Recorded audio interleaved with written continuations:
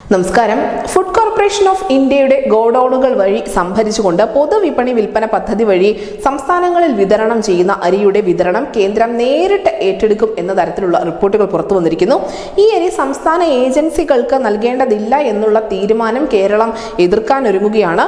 പൊതുവിപണിയിൽ സംസ്ഥാനം ഇടപെടുന്നത് തടയാനാണ് ഈ നീക്കം എന്നാണ് കേരളം മുന്നോട്ട് വയ്ക്കുന്ന ഏറ്റവും പ്രധാനപ്പെട്ട ആരോപണം. പൊതുവിതരണ സമ്പ്രദായത്തെ ഈ തീരുമാനം ബാധിക്കുമെന്ന വാദം കൂടി കേരളം ഉയർത്തുന്നുണ്ട്. എന്തായാലും ഭാരത് ബ്രാൻഡിൽ രാജ്യത്ത് എല്ലായിടത്തും വിൽക്കാനായി കേന്ദ്ര സർക്കാർ ഏജൻസികളായ നാഫെഡ്, അതിനോടൊപ്പം കേന്ദ്രീയ ഭണ്ഡാർ, ദേശീയ സഹകരണ കൺസ്യൂമർ ഫെഡറേഷൻ എന്നിവയ്ക്ക് അരി കൈമാറാനാണ് കേന്ദ്രത്തിന്റെ നിർദ്ദേശം. ഇത് സംബന്ധിച്ച് FCI ചെയർമാന് കേന്ദ്ര ഭക്ഷ്യ പൊതുവിതരണ ഉപഭോക്തൃകാര്യ മന്ത്രാലയം കത്തയച്ചിട്ടുമുണ്ട്.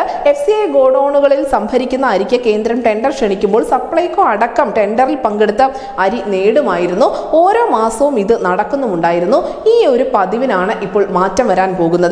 18.59 രൂപയ്ക്ക് അരി തങ്ങൾക്ക് കിട്ടിയാൽ 22 രൂപയ്ക്ക് വിറ്റ് കാണിച്ചു തരാമെന്ന ഒരു നിലപാട് കേരളം മുന്നോട്ട് വെക്കുന്നുണ്ട് എങ്കിൽ പോലും കേന്ദ്രം ഇത് മുഖവിലേക്ക് എടുത്തിട്ടില്ല.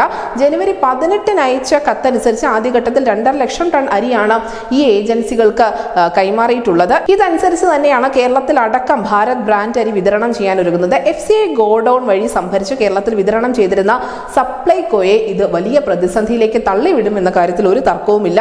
വിപണിയിലുള്ള ഇടപെടലും കാര്യമായി തന്നെ കുറയുകയും ചെയ്യും. സപ്ലൈകോ അക്ഷരാർത്ഥത്തിൽ പ്രതിസന്ധിയിലാകുമെന്ന് തന്നെ വേണം മനസ്സിലാക്കാൻ. എന്തായാലും GST അടക്കമുള്ള ചെലവുകളെല്ലാം ചേർത്ത് 33 രൂപ കൈകാര്യ ചെലവ് ഏജൻസികൾക്ക് വരുമെങ്കിലും 29 രൂപ സബ്സിഡി നിരക്കിൽ വിൽക്കണമെന്ന് നിർദ്ദേശിച്ചത് പ്രകാരമാണ് ഭാരത് അരി ആ ഒരു വിലയ്ക്ക് ആളുകൾക്കിടയിലേക്ക് എത്തുന്നത്. FCIയുടെ പക്കൽ സ്റ്റോക്കുള്ള അസംസ്കൃത അരിയാവട്ടെ മാർച്ച് 31-നകം 3 ഏജൻസികൾ വഴി മാത്രം വിതരണം ചെയ്യാനാണ് നിർദ്ദേശം നൽകിയിരിക്കുന്നത്. ഭാരത് അരിയെ ഇപ്പോൾ വിറ്റുകൊണ്ടിരിക്കുന്നത് വെള്ള അരി ആണ് എങ്കിൽ പോലും ചുവന്ന അരിയും ഫുഡ് കോർപ്പറേഷൻ ഓഫ് ഇന്ത്യയുടെ പക്കലുണ്ട്. അതും മറ്റ് ഏജൻസികൾക്ക് ഇപ്പോൾ നൽകിയിട്ടില്ല. ഇതോടെ അരി വിപണിയിൽ സംസ്ഥാന ഇടപെടലിന് കഴിയാത്ത ഒരു അവസ്ഥ സംജാതമാകുന്നുണ്ട്. എന്തായാലും കേരളം വലിയ പ്രതിഷേധമൊക്കെ നടത്താനുള്ള ഒരു തയ്യാറെടുപ്പിൽ തന്നെയാണ്.